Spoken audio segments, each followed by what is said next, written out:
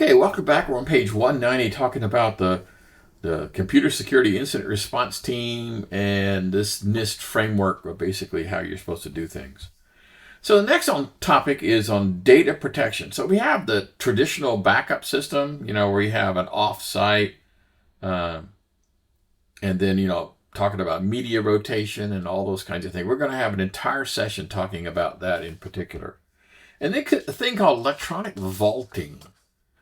So it could be like a bulk transfer to an alternate site, or special. You could hire people, third party, to do electronic vaulting for you. Basically, what that means is you hire a company and you dump data to them, and they keep it in a secure facility.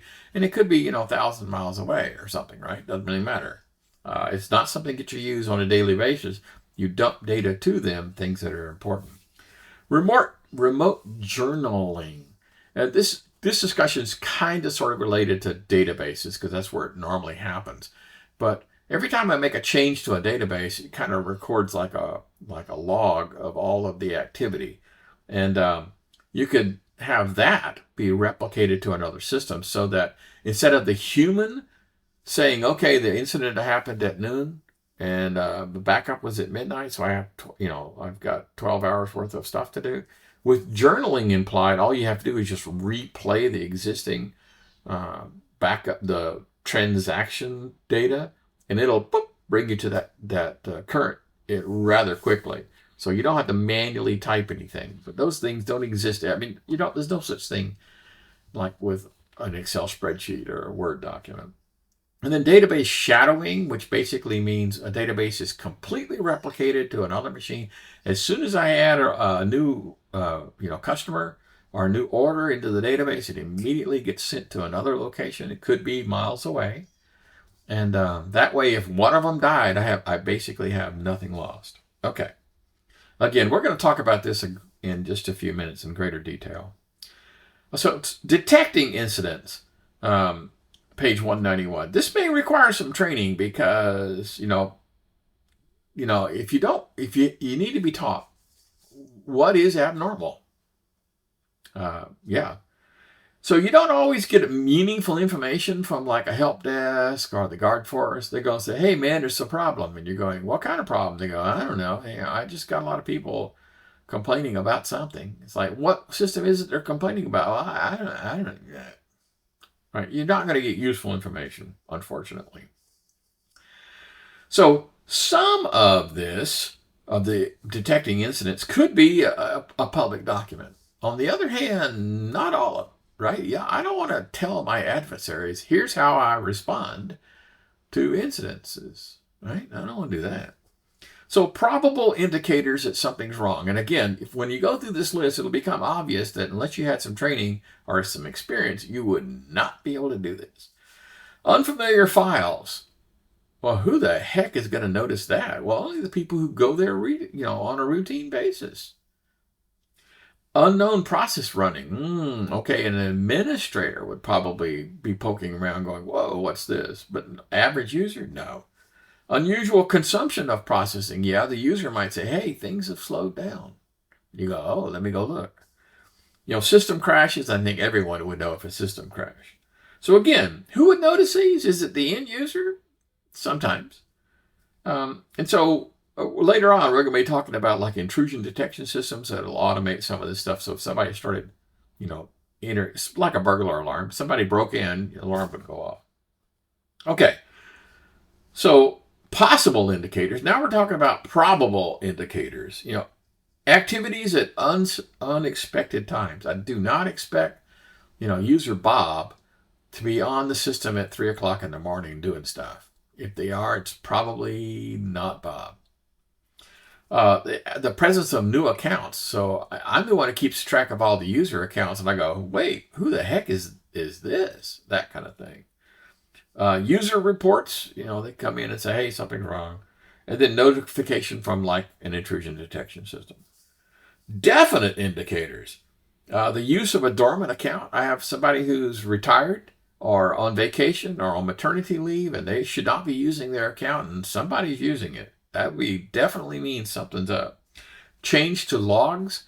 we have like security logs and things that happen. And if somebody goes in and starts deleting logs, they're trying to cover their tracks to make sure that no one knows how they got in. So that would be a good one.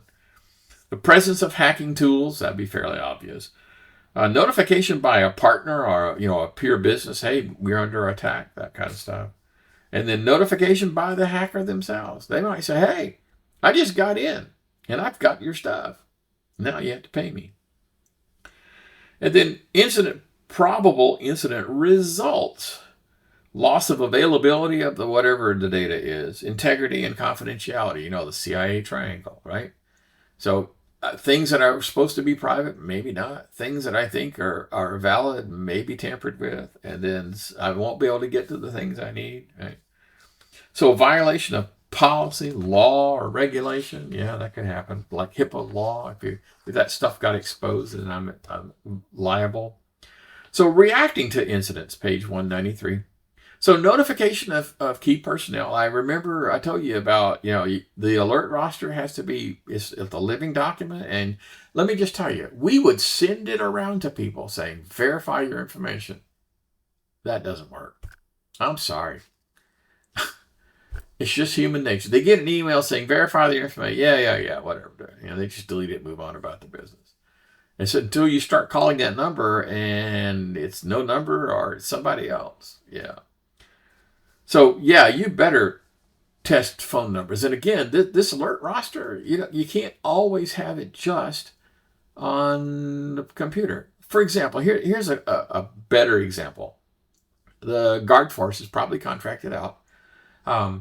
They need to call, have a roster of people to call, but they don't have any access to the stuff on servers. So like once a week, once a month, whatever, you print them a new call out roster and hand it to them, right? It's going to have to be in printed form for the incident, the identification team. So if they want to call out somebody, it can't always be. Anyway, so do you call them out sequentially? If this person doesn't answer, you go to this person? Or is it like by a hierarchy? Do you contact the supervisors? Not that you expect a supervisor to come out, but you want to let them know, hey, look, I'm getting ready to mess with one of your employees. And so they're probably going to be late coming in because they spent all night with me. And so the alert message, whatever it is you're talking about, should be clear enough to determine the severity. When you're calling someone out, or sending them a text saying, hey, the building's on fire. Okay, that's a stupid example. And it's kind of tough for like the guard force. I'm using them as an example. I'm sorry. It's hard for them to determine the severity, right? So whoever shows up is probably going to change the severity thing. This is not important or this is important. Documenting the incident. This is kind of sort of important from this whole concept of an after action report. Who, what, where, when, and why. And then why? Here's a classic example. Well, why didn't you call us? Well, I don't know. I didn't think you were interested in this. Like, well, no, we have a presentation tomorrow. Oh, okay. So what are the legal requirements for due care? A reasonable person would do this, right? So, and then the after action report is a tremendous must. I called this number and no one answered. Okay, incident containment strategy. So this is about, I'm trying to solve the immediate problem. I'm not trying to fix it. I'm trying to eliminate the risk of that thing. All right, so we're under attack. So one way of solving the problem is very dramatic, is to turn off the server. That'll solve the problem. Well, kind of. Or turn off the internet. Okay, that might work. So disabling compromised accounts, that's a system administrator could find an account that somebody's using and disable it. Reconfigure the firewall to block a particular site, yeah. Temporarily disable services of some sort, like maybe they're coming in through VPN, so I just disable the VPN service. Take the server down. I mean, that's a little drastic, but yeah, it could happen. Disconnect the network completely, or perhaps just the internet. And then, power down the entire server room. If you can't figure out what's going on, just power down the whole room. Obviously, keep a log of what you did so your actions are not considered part of the attack. If I powered down a server and somebody said, oh my God, how the heck did the hacker able to power down the server. And you go, oh, no, that wasn't them. That was Bob. Bob's the one who did that. See how you have to keep this all on track? Incident escalation. Sometimes things are incredibly obvious, and other times they're not. I mean, if it's a fire, I mean, come on, you call the fire department. Come on, that's just kind of simple. Sometimes you call the police. However, when you do this, you might think you're the incident response captain. But when you call the fire department, if you call the police, then once again, the baton gets passed. Because the fire department is going to be the ones in charge. And they're going to be more concerned about people in the building than they are about the contents of the servers. Okay? Their goals are different. Then recovering from an incident, page 195. So once contained, well, then the recovery can begin. Perhaps with a different set of people. Maybe the people who were there to contain it aren't the same people who are going to be doing the restore. Maybe you're going to need more people to get you back to the way you were. So I'm going to be collecting system logs, intrusion logs, configuration logs, and things. So steps are making sure the problem has been resolved. That would be a good one. Harden the system, as required. Restore the backups, and then monitor for a while to make sure that the hacker is not back. So recommendations. Tools and resources are available, but hopefully not on the very same server that's the one that's causing the problem. If you have multiple servers, then maybe these tools that you use ought to be on all of them. The call-out roster ought to be on all of them. And some of the stuff is just going to have to be printed. Paper to the rescue. Have baseline data. How the heck would you know if the machine was running erratically? If you didn't know what the normal load is on the machine. Have a log retention policy. For example, how about this? You think there's a problem, but it happened a couple of days ago. And you go, oh, wait, I think maybe we were attacked over the weekend. So it's Tuesday or something. Man, you better not have logs roll over like in a 2-day period of time or you've lost all your evidence. So the retention period.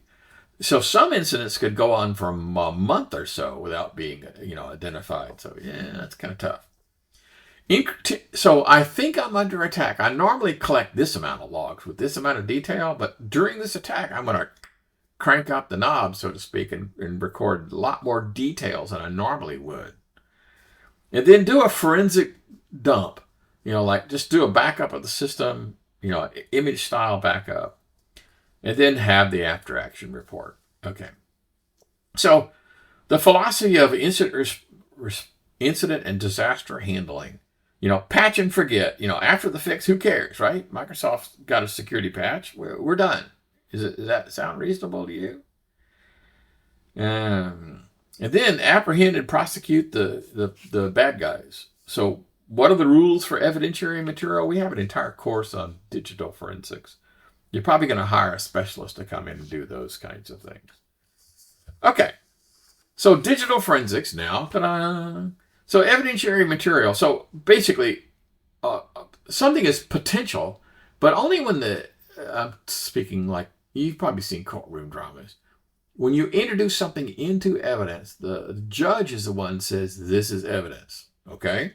It's not evidence before that, but it is until it's formally been admitted by a judge.